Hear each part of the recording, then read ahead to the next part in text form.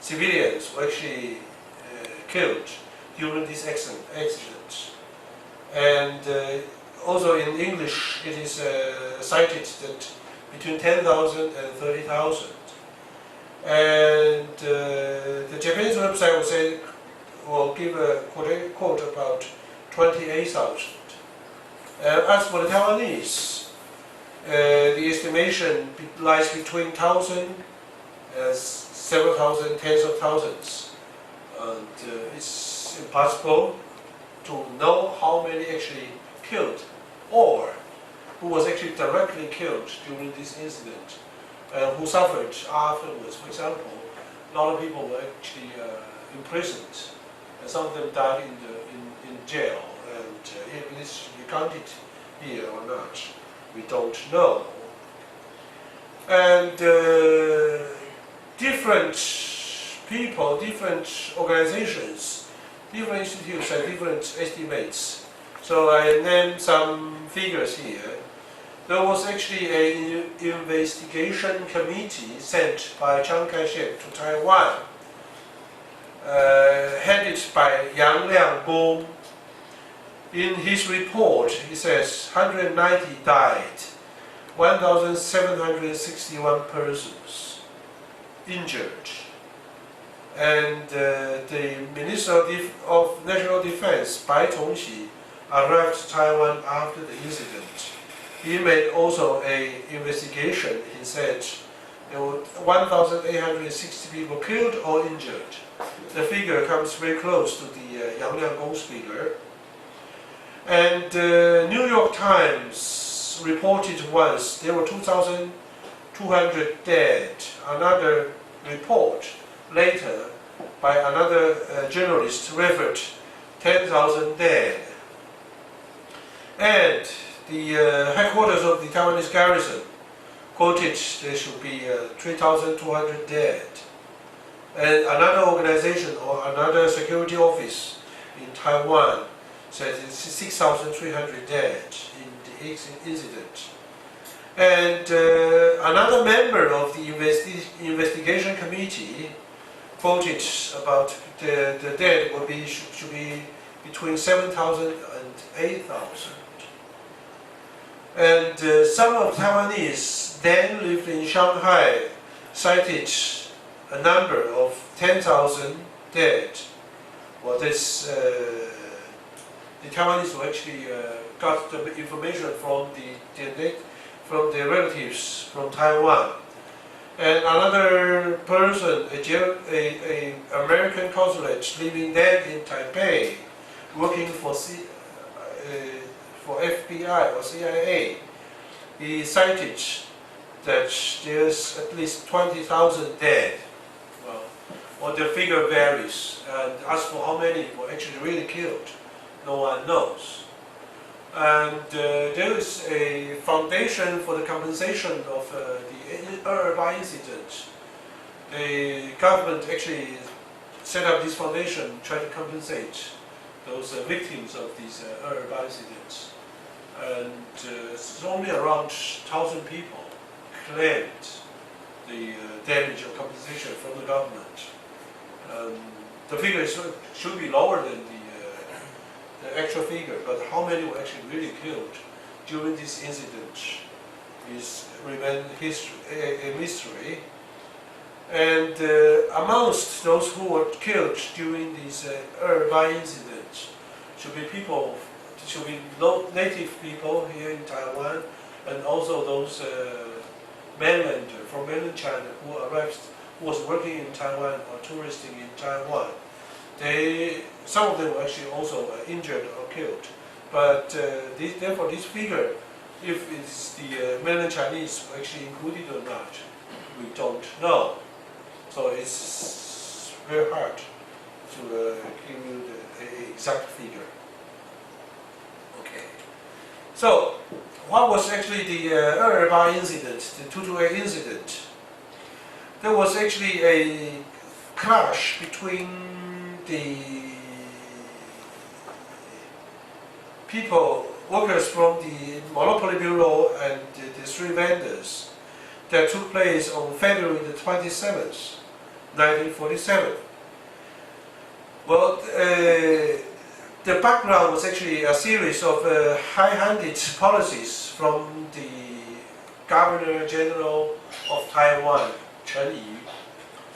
We shouldn't forget that the Taiwanese were actually under Japanese control for over 50 years. And the measurements, all these institutions, all the policies, acts, or regulations, when Japanese left, those things actually left over for the Chinese government, who took over everything, including the police station, the idea of the family control and everything. Therefore, the Chinese government came to Taiwan, acting as the second colonial government. The policy never changed. And as for the local people, the Taiwanese would think, well, we were colonized by Japanese, by a foreign country. Well, that's hard luck. We can live with it. When the Chinese claim to be our country fellow, who arrived to Taiwan and used the same methods to control over us, that's what's not acceptable. That's one thing. Right? And as for the Chinese governor in Taiwan, Chen Yi, he thought that the Taiwanese was actually foreigners. They don't speak Chinese, and they act differently. Therefore, the only way to rule over them was actually through the adoption of the Japanese methodology, and therefore there was actually the main difference between these two parties, and that was actually the major cause of the conflict between Chinese and local people. And the Arab incident was altogether described as White Terror. We should know that the term White Terror comes from the French Revolution. And the white is actually the Catholic. Well, anyway, that is a kind of brain control or the control over your thought, just to judge if you are loyal or not. And this White Terror was actually quite popular, quite common amongst the world. But once you've been horrified by the White Terror, I don't think you can live with this term, and you will always refer to this White Terror as the worst thing in the world, especially for those elites in Taiwan. The film I just showed you was actually called 天马茶坊, describing the local people, local elites, who were actually expecting a better treatment from mainland Chinese, or even they thought they can be the master of their all. And however, that's what happened was not to their expectation, and this disappointment led to a series of social unrest. Well, as we saw in the film, that the Taiwanese during the Japanese colonial era actually experienced the modernization or process of modernization. You see, the people always were dressed in Western costumes. They acted as so-called modern people and enjoyed, for example, the violin, the Western music, the Western style of food, the Western play, Western, say, literature, art, and so on. For them, if you think that people from mainland China who just got rid of a long period of civil war as well as the foreign invasion, who actually remained, think about it, 1947, 1945, Taiwan was actually one of the most advanced, developed country in the world.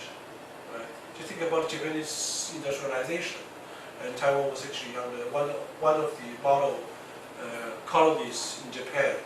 Therefore, the living standard in Taiwan was actually far better than this of the mainland China.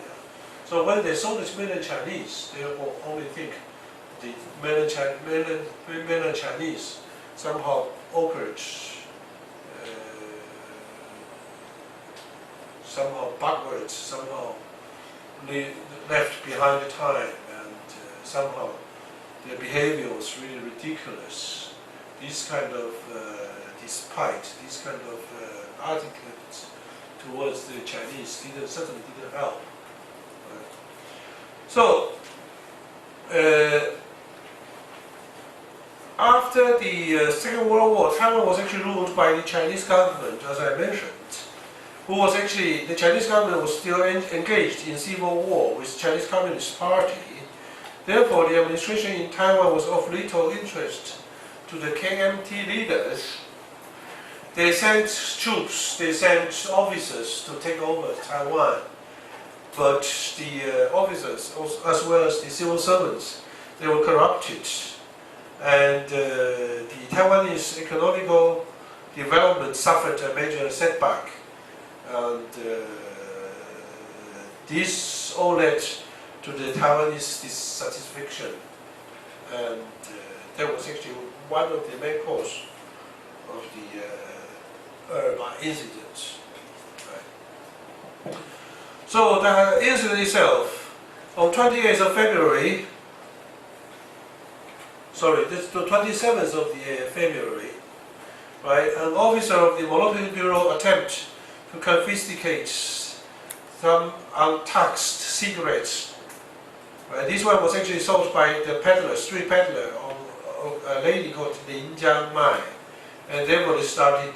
Of course, the Lin Jiangmai, a widow, then had to keep her own two children, refused to hand over the cigarettes, and all these changes will also be confiscated. Therefore, there was a kind of major physical conflicts, and the peddler was actually injured, and passers-by joined in the quarrel, and the situation quickly spiraled out of control, and that the passers-by or the bystanders just scattered around and became a threat to the officers, and therefore one of the officers actually opened fire, and one was actually killed. And the people around, the bystanders, they were not happy, certainly. They started to burn down the vehicles, the houses, and the quarrel or the social unrest spread very quickly. And some of them went to the Monopoly Bureau to demand a fair treatment. And they also went to the police station for the better treatment of those who were actually under arrest. And when this was actually got out of control, the government decided to crack down the mob. Right? And now we have the Museum in Taipei. Have you been to the Museum in Taipei? Actually, that was actually the broadcasting bureau then. It was actually one of the important sites of the incident. It was actually turned into a museum. Perhaps you can take a look in the museum. Some of the things, including postcards written by the prisoners and so on, were actually displayed there. And this place is of great importance. It was the Bureau of Broadcasting, which was the only place in Taiwan that could broadcast radio messages to the time at this time. And therefore, this building was actually targeted by the rioters, and so that they can mobilize the people through the broadcasting. And the bureau was actually attacked at the very beginning of the riot.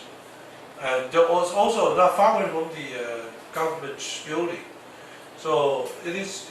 Have you been to the Urban Memorial Park? That was actually right in front of the park, not far away from the president's office. And there was soon the people did the most organized demonstrations, and this atmosphere spread immediately. As I mentioned, that the broadcasting bureau was actually occupied, and the message was sent island-wide. So participants were actually, those participants who were actually trained during the Japanese colonial time, they were actually soldiers who just returned from the battlefield, out of job. They were actually very skilled in fighting, in using weapons.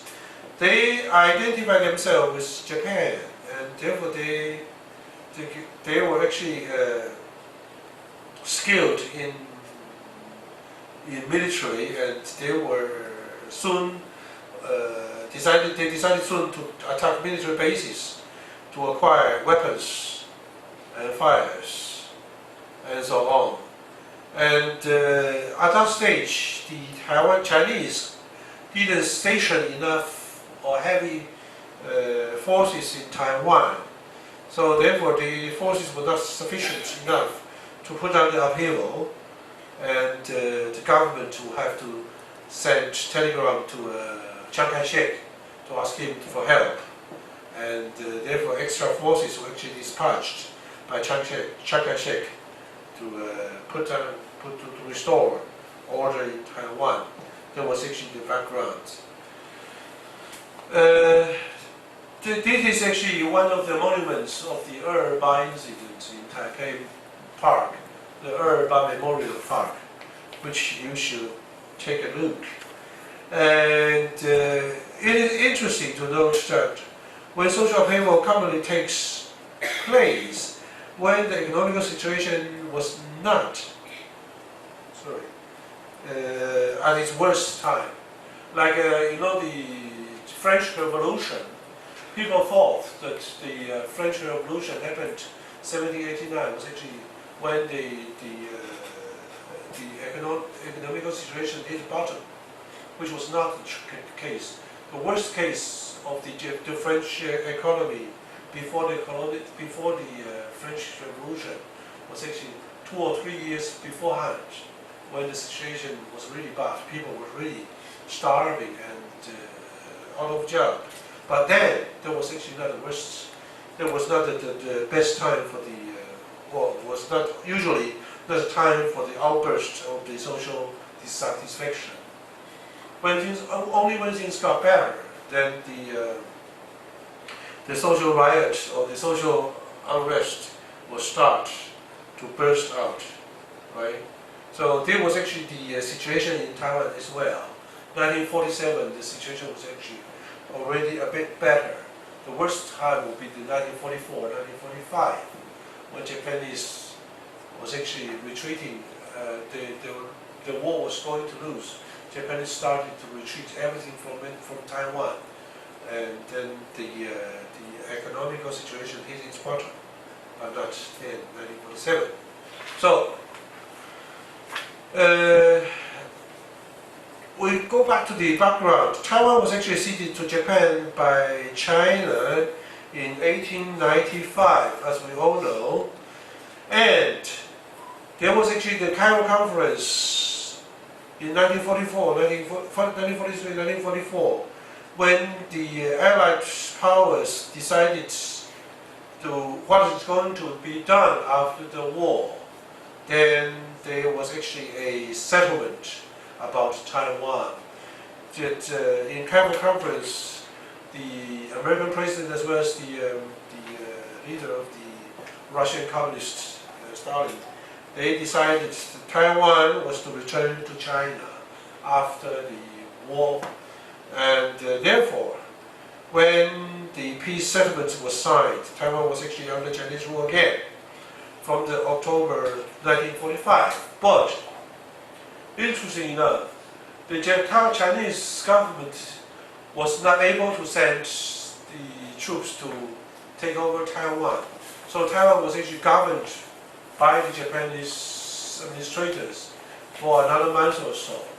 And then Taiwan was actually returned to China, to Chiang Kai-shek and his troops.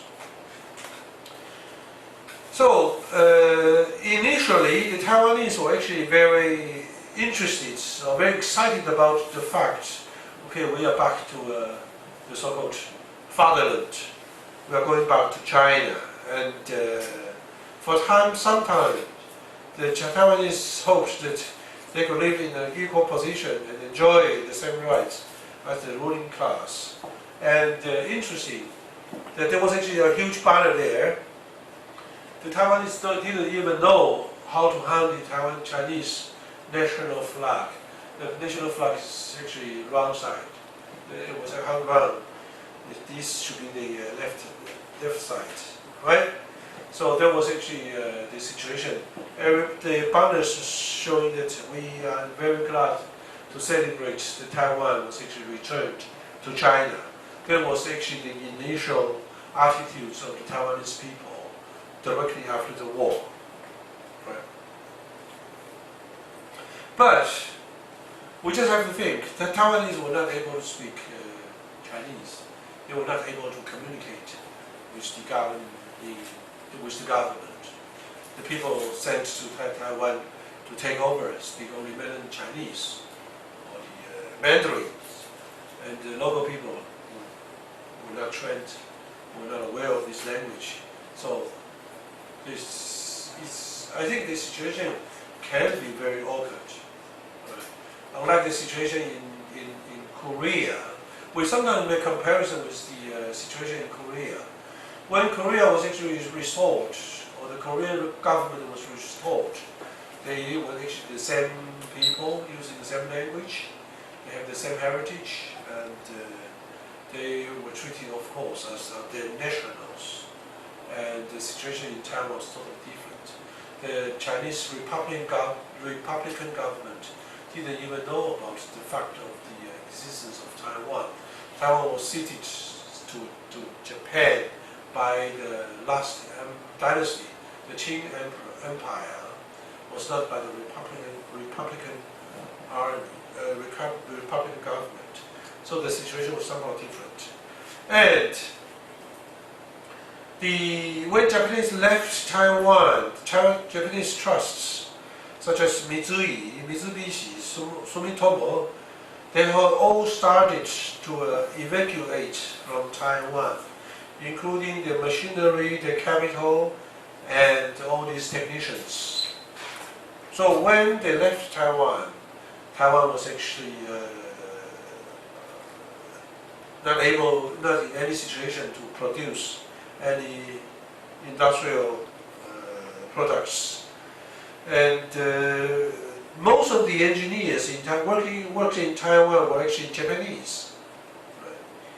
The Taiwanese, during the colonial time, Taiwanese were not allowed to work as engineer. So about the middle ranking positions were all taken by the Japanese.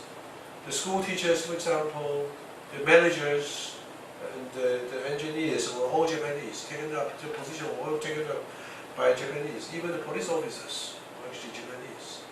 They were all ordered to retreat, leave from Taiwan, and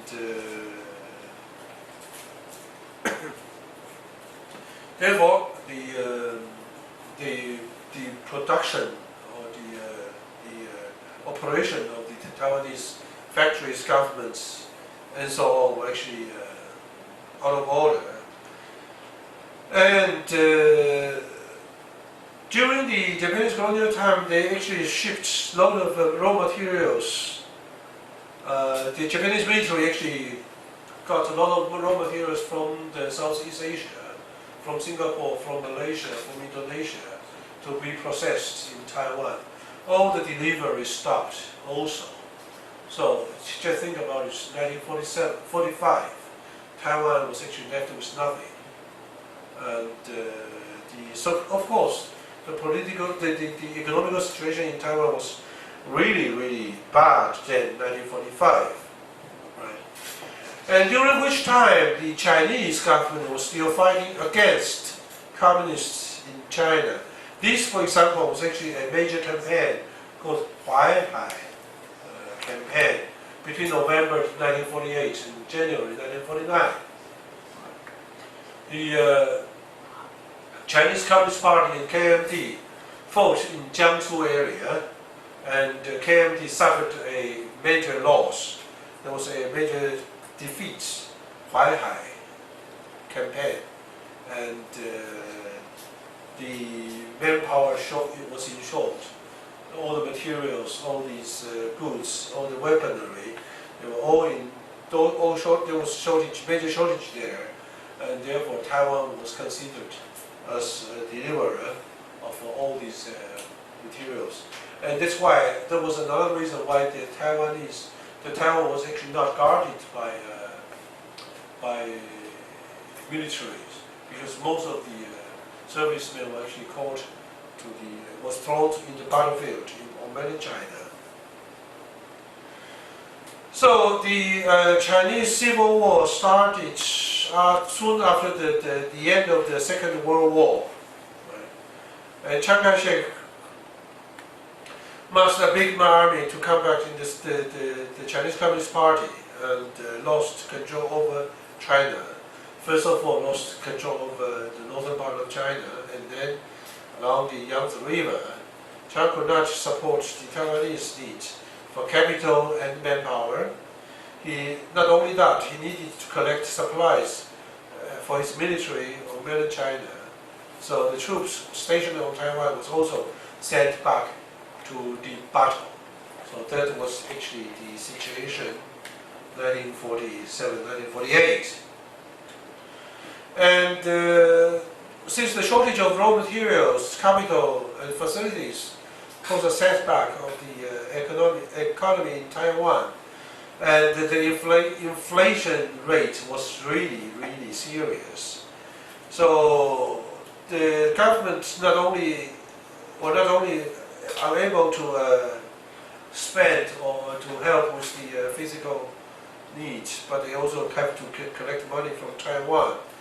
And the inflation was really terrible, as you can see that on this banknote.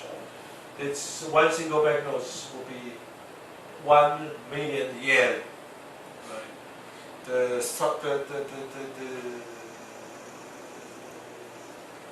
Well, actually, no one will actually accept this kind of banknote. So the inflation rate very high, and the people actually went back to the national economy, the barter trade.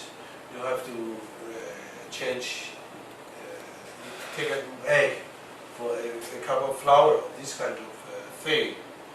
And all the prices rise terribly high.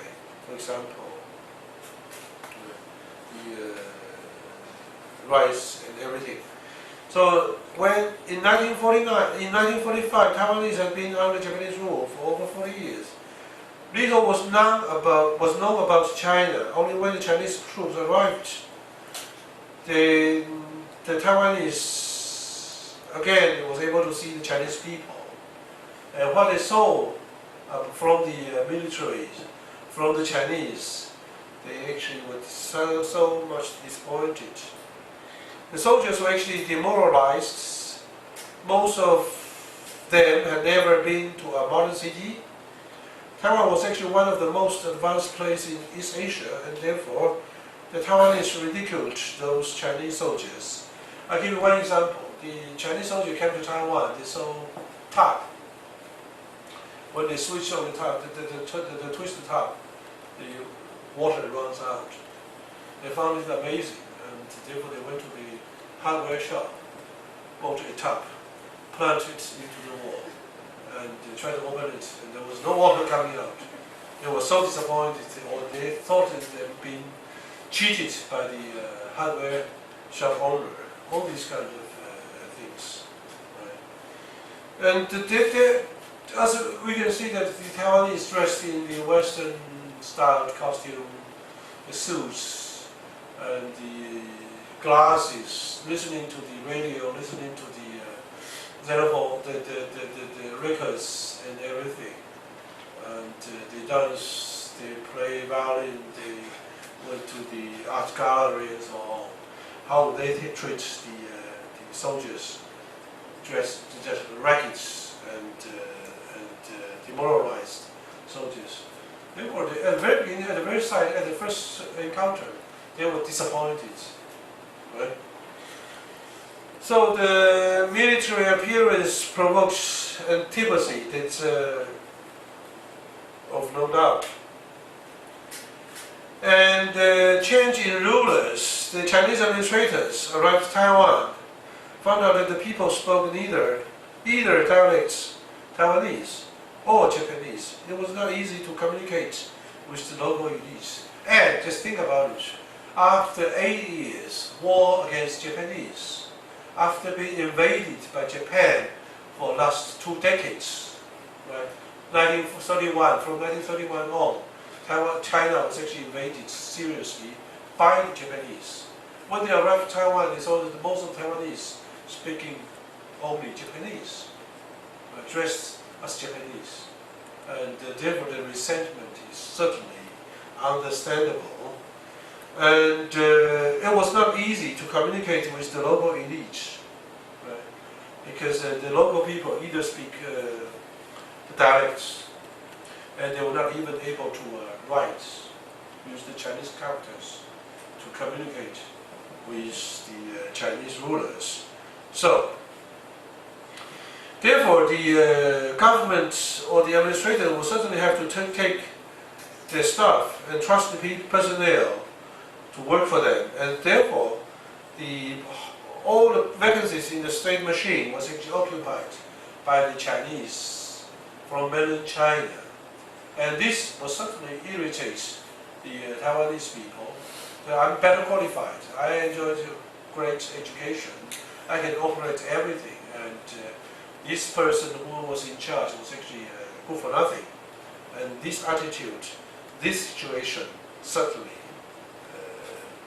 was a daily scene. So the properties left by the Japanese colonial government were actually inherited by the administrators from China. And the Taiwanese were actually again left with nothing. Right? And therefore the Taiwanese was really disappointed. And the American Kerr, who worked for, I think he must be working for CIA in Taiwan. He wrote a book called Taiwan Betrayed. In his book, there were some accounts that might be interesting. That is a quotation from his book. The Monopoly Bureau agents appeared, accused the woman of handling untaxed cigarettes, seized a small stock with a tiny reserve of cash at the exchange. And people began to gather around. When she screamed in protest, seizing the arms of one of the agents, she was brutally struck down and pistol whipped about her head. At this, the angry crowd moved on the agents. Firing wildly, they opened a way for themselves to escape to a nearby police box. Behind them, one person lay dead. That was actually shot by the agents, and the vendor appeared to be dying. She didn't. And again, when gendarmes appeared, summoned by the civil police, the crowd permitted them to take the Monopoly Bureau agents away, but then promptly burned the Monopoly Bureau truck and its contents in the streets. That was how it started. On the next morning, February the 28th, a crowd estimated about 2,000 marched in orderly fashion from the Round Park area to the Monopoly Bureau headquarters, carrying banners and slogan placards which had been prepared during the night. That was for Mozart trade in his book, page 256. It's a close account of how or what happened that day. So the government, Chen Yi, regarded it as an uprising and used the army to suppress it. Thousands of Taiwanese vanished. Some of them killed, some of them imprisoned afterwards. But the exact figure, as I mentioned, can never be known. estimates of the number of days will vary from around 700 to 20,000 or even to 40,000.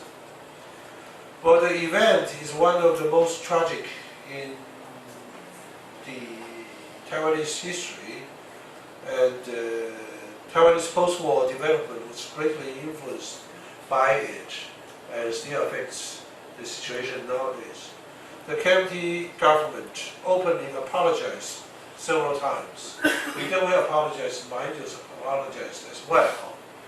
And as for the possibility of finding out what happened if the documents or acts were actually all opened up for research, the answer is definite.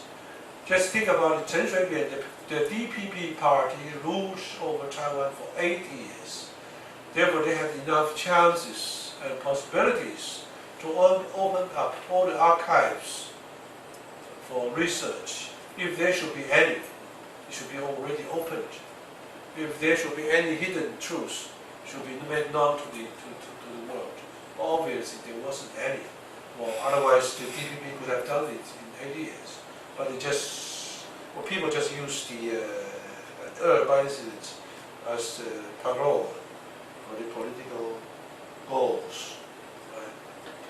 So this is actually the Chen Yi, Governor Chen Yi, who replaced Japanese governor. Chen Yi was actually a general from Zhejiang province, actually a landsman, a country fellow of Chiang Kai-shek, studied in Japan, married a Japanese lady, and therefore he not only spoke Japanese, he was considered as one of the people who was really aware of Japanese things. And that's why he was actually sent to Taiwan. Chiang Kai-shek thought at least he can communicate and understand the local people, communicate with the local people, and even the wife can help. That's why Chen Yi was actually chosen to Taiwan. And therefore, we should think that we believe that Chiang Kai-shek sent him here to Taiwan with goodwill. But whether he is capable to do this is another question, right? But anyway, Taiwan was actually affected by the recession, and therefore the living standard dropped, right? And the unemployment rate increased. It's also obvious because, as I mentioned, all this capital situation, all the machinery situation, even the fertilizer factory stopped running, and there was not enough fertilizer for the agricultural development that we should understand.